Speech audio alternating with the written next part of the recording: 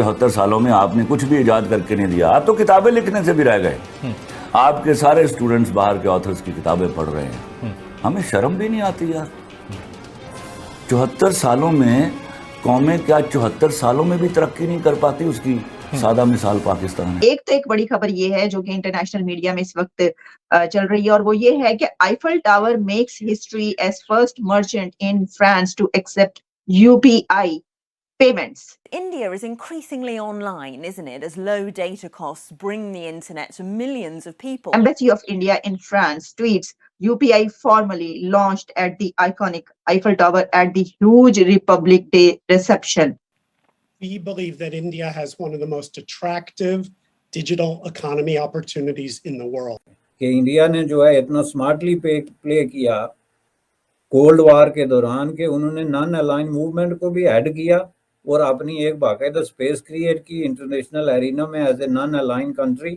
तो वो पे करना चाह रही थी अपने क्रेडिट कार्ड से, लेकिन वो रिफ्यूज़ हुआ जा रहा था, डिक्लाइन हुआ जा रहा था। एंड अपेरेंटली टर्न्स आउट कि वो बैंक, अकॉर्डिंग टू हर, वो बैंक ने अब इस्लामिक पॉलिसीज़ अडेप्ट कर ली हैं। So it's no longer accepting any transaction with an app जिससे कोई गाना या कोई और एंटरटेनमेंट का सोर्स होता है। उनके पास होता है, वो स्कैनिंग करते हैं, स्कैनर्स होते हैं और वो पेमेंट हो जाती है जी, ठीक है। लेकिन यहाँ पे ये चीज़ नहीं, तो वहाँ से तो तमाम OTTs की पेमेंट हो रही है, ठीक है। यूपीआई अब ग्लोबल हो गया। असल में ताहिर साहब क्या हम इसको ऐसे लें कि इंडिया ग्लोबल हो रहा है? हमारा जो क्रेडिट कार्ड सिस्टम्स हैं पेमेंट्स हैं और जो फ्रॉड रेट है वो क्योंकि अभी भी हमारा ज़्यादा कि लोग हमसे कहते हैं कि चीन हमारी मदद को आ जाएगा। 71 में यही धोखा हमने कौम को दिया था, अमेरिकन 7th फ्लीट हमारी मदद को आ रहा है। हम इसी डिल्यूजन और धोखे में अपना मुल्क गंवा चुके हैं कि अमेरिकन आ रहे हैं बचाने के लिए। आज कहते हैं जी इंडिया हमला ही नहीं कर सकता, चाइना बचा लेगा। इंडिया ने कश्मीर हड़प कर लिया और उसको पता था कि ये इनकी क़यादत इतनी कमज़ोर है, इतनी खौफजदा और घबराई हुई है कि ये किसी सूरत में जंग नहीं करेगी, मैं जो चाहूँ कर लूँ। उसने टेस्ट कर लिया। एक खबर आई कि आईफल टावर मेक्स हिस्ट्री, तो मैंने कहा कि इस खबर को तो ऐसे होना चाहिए था कि इंडिया मेक्स हिस्ट्री। ये इतनी अजीब सी बात है और मैं इस पे काफ़ी भरा पड़ा हूँ कि ये मेरे साथ भी हो चुका है। तो मैं ये समझता हूँ कि ये इतना बड़ा अचीवमेंट है भारत का कि पहले तो भारत ने अपनी इकोनॉमी को डिजिटलाइज किया।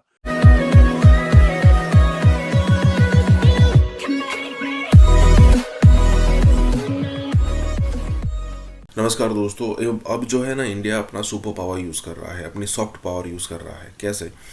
अब देखिए इंडिया की जो पिछले दिनों अगर एक मोनोपोली देखो तो डिजिटल ट्रांजैक्शंस में इंडिया सबसे आगे है। उसमें भी हमने जो यूपीआई यहाँ पर किया है, मतलब यूपीआई के ज़रिए जो हमने यहाँ पर तेज़ी दिखाई है डिजिटली, जो अगर आप देखो तो जिस तरीके से यहाँ पर सब कुछ आगे बढ़ा है, पूरी दुनिया शॉक में है। अब अगर आपको पता हो तो दुबई हो, नेपाल हो, भूटान हो, बांग्लादेश हो, पूरे इंडिया में तो है ही है, यूपीआई सिस्टम चल रही है, मतलब छोटे बड़े मात्रा में होगी। अब जो पिछले दिनों हमने एक बात सुनी थी कि एफिल टावर के आसपास भी यहाँ पर आपको मिलेगा, उसका भी अब जो बात है वो उसका भी जो इम्प्लीमेंटेशन है वो शुरू हो चुका है। अगर आप एफिल टावर घूमने जाओ, यूरोप में जाओ, फ्रांस में जाओ, तो अगर आप एफिल टावर देखने जाओ तो आपको वहाँ पर अगर यूपीआई देखने को मिले जिसमें आप सीधा रुपी से ट्रांजैक्शन कर सकते हो, तो आपको मतलब शॉक नहीं होना चाहिए, सरप्राइज़ नहीं होना चाहिए। यहाँ पर यही बात हो रही है और उसके अलावा और भी कई सारी बातें हो रही है। तो इसी के साथ ही वीडियो शुरू करते हैं। और हाँ दोस्तों, हो सके तो सुपर थैंक्स के जरिए हमें सहायता भी जरूर करें। एक तो एक बड़ी खबर ये है जो कि इंटरनेशनल मीडिया में इस वक्त चल रही है, और वो ये है कि Eiffel tower makes history as first merchant in France to accept UPI payments. और इसमें इंडियन एम्बेसी जो है उसने ट्वीट किया है, जिसमें embassy of India in France tweets UPI formally launched at the iconic Eiffel Tower at the huge Republic Day reception, implementing PM Narendra Modi's announcement and the vision of taking UPI global. अच्छा, इसके बाद फिर इसके ऊपर जो India के prime minister हैं नरेंद्र मोदी साहब, उन्होंने भी ट्वीट किया, great to see this, it marks a significant step towards taking UPI global. तो UPI अब ग्लोबल हो गया। असल में ताहिर साहब क्या हम इसको ऐसे लें कि इंडिया ग्लोबल हो रहा है? ये खबर आई कि आईफल टावर मेक्स हिस्ट्री, तो मैंने कहा कि इस खबर को तो ऐसे होना चाहिए था कि India makes history, Indians UPI makes history. कैसे देख रहे हैं आप इस डेवलपमेंट को? देखिए, यूपीआई तो ऑलरेडी वर्ल्ड वाइड जाना जाता है, इसलिए कि इंडिया की 1.4+ बिलियन मार्केट में ये जो इंटरफेस पेमेंट सिस्टम है वो ऑलरेडी सक्सेसफुली इंडिया में चल रहा है। आपने ग्लोबल की बात की, तो ग्लोबली अब बहुत बड़ी अचीवमेंट है कि फ्रांस में एक तरह से ये वहाँ पे भी काम करेगा और भारतीय टूरिस्ट भी बहुत जाते हैं फ्रांस, और एफिल टावर्स पे भी जा रहे हैं। तो देखिए, ये सारा आर्टिफिशियल इंटेलिजेंस या वो जो एआई का काम है, इंटरनेशनल जो हो रहा है पूरे का पूरा, उसमें भारत का कंट्रीब्यूशन तो ऑलरेडी बहुत है ना, इंटरनेट में और इस आईटी टेक्नोलॉजी में बेतहाशा है। तो मेरे लिए कोई ये अचंभे की बात नहीं है, आप बहुत जल्द सुनेगी। मैं तो एंटिसिपेट करता हूँ कि अमेरिका में भी बहुत सारी जगहों पे आपको यूपीआई का हो जाएगा, क्योंकि जब मैं भारत जाता हूँ तो वहाँ पे मैं 10 रुपए की चाय भी खरीदता हूँ।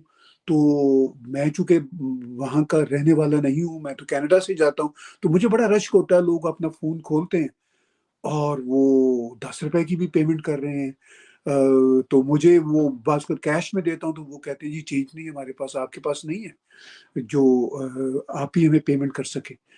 तो मैं ये समझता हूँ कि ये इतना बड़ा अचीवमेंट है भारत का कि पहले तो भारत ने अपनी इकोनॉमी को डिजिटलाइज किया ऑल अक्रॉस इंडिया सक्सेसफुली।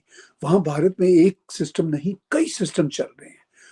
अब ये मतलब पेरिस में भी हो जाता है तो जाहिर है इतनी बड़ी खबर बनती है। अभी फ्रांस के प्रेसिडेंट 26 जनवरी को भारत आए हुए थे और जाहिर है भारत ने उसी मौके से फ़ायदा उठाते हुए इसकी अनाउंसमेंट की, उसके लिए काम किया। तो ये बहुत बड़ी अचीवमेंट है कि भारत। और ताहिर साहब, मैं ये देख रही थी कि इसके अंदर ये भी है कि जो इसमें अपॉर्चुनिटी जो है फ्रांस के लिए भी है, क्योंकि second largest group of international visitors to the Eiffel Tower जो है that is from India. Yes, बिल्कुल बिल्कुल है, बिल्कुल है। देखिए, मैं थोड़ी सी बात को डिफरेंट करूंगा। अभी मैं एबीसी टेलीविजन जो अमेरिका के one of the biggest television है, उस पर कुछ दिन पहले एक डिबेट सुन रहा था। तो वो तो यहाँ तक कह रहे हैं कि अब इंटरनेशनल जो करेंसीज हैं उनमें Indian rupees is also one of the 5 currencies.